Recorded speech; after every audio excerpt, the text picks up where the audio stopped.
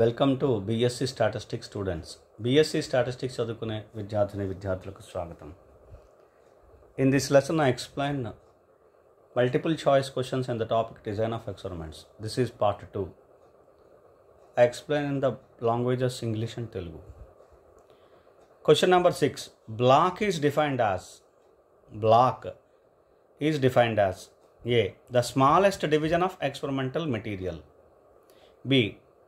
Division of homogeneous material into heterogeneous material into homogeneous subgroups. C. Measurement of variable under study. D. All of these. The answer is B. Block is nothing but blocking or block is nothing but division of heterogeneous material into homogeneous subgroups. Heterogeneous experimental material into dividing into homogeneous subgroups. That means in the group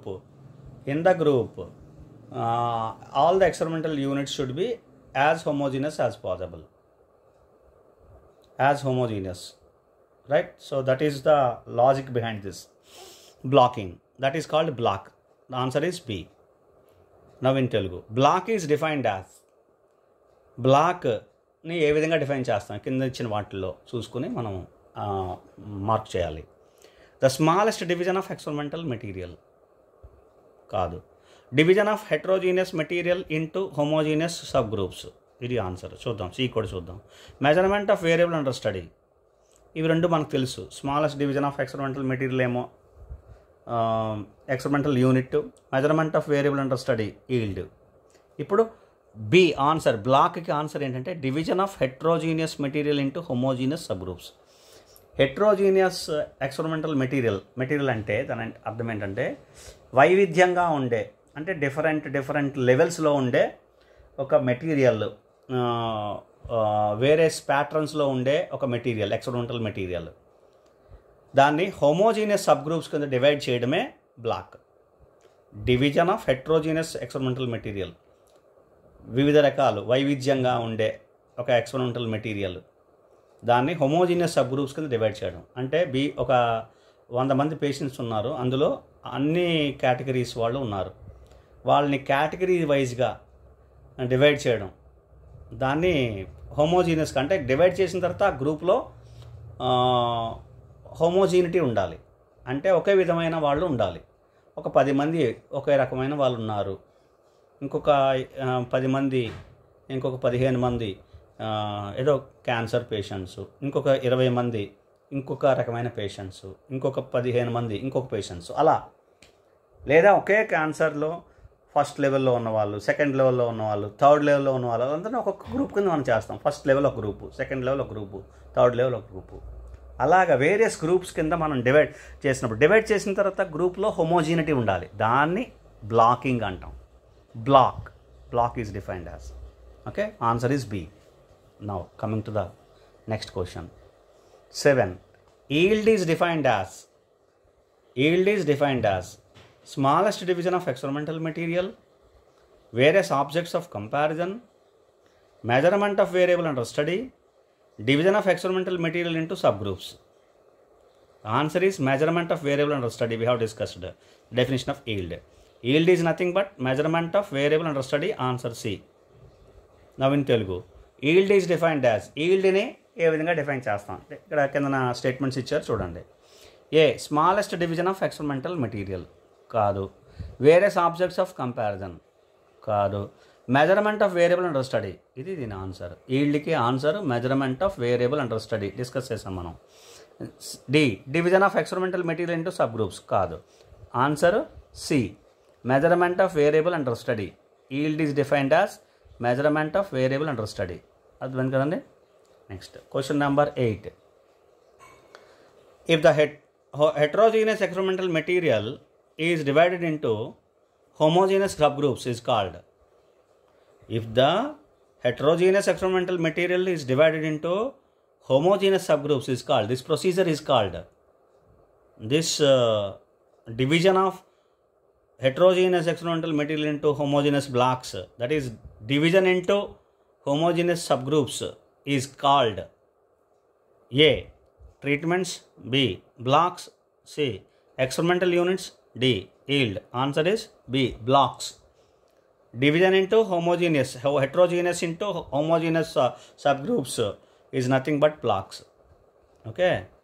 Now in Telugu. If heterogeneous experimental material is divided into homogeneous subgroups is called.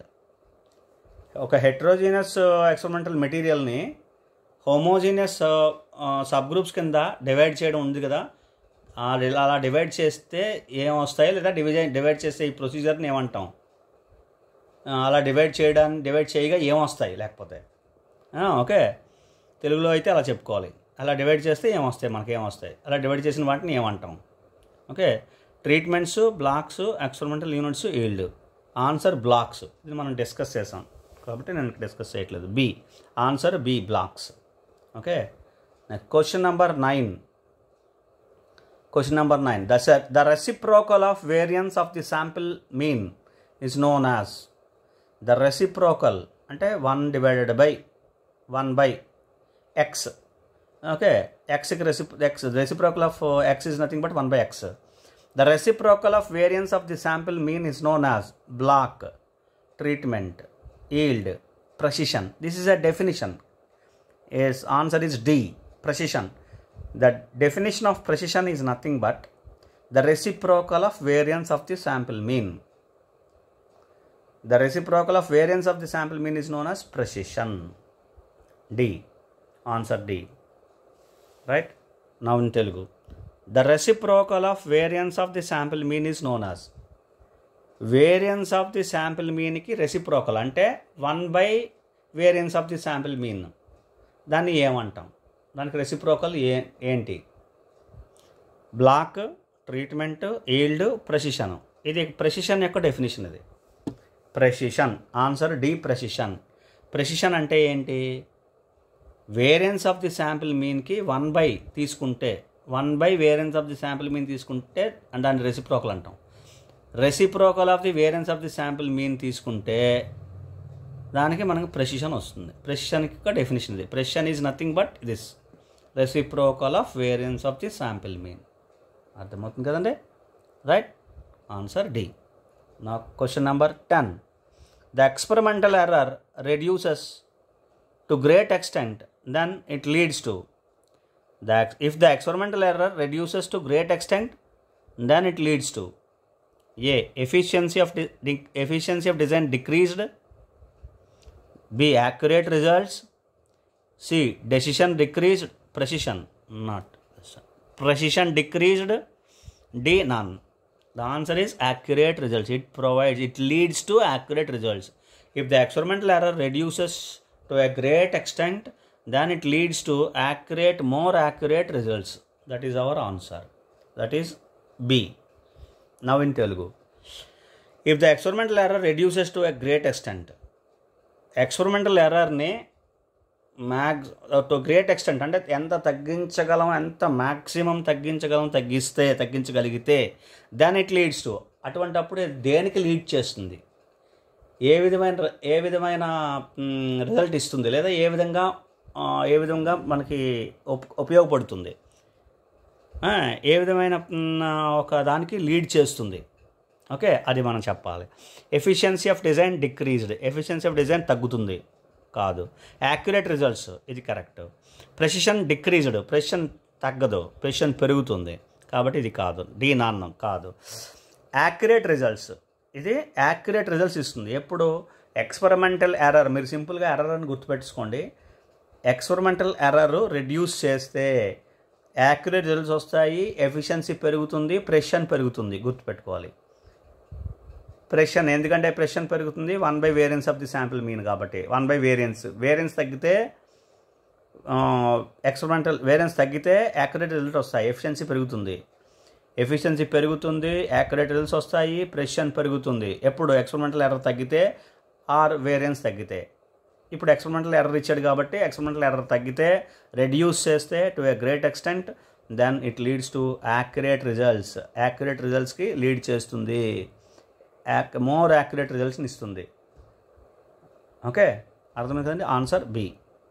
Now we discuss some more questions in the next class. Thank you.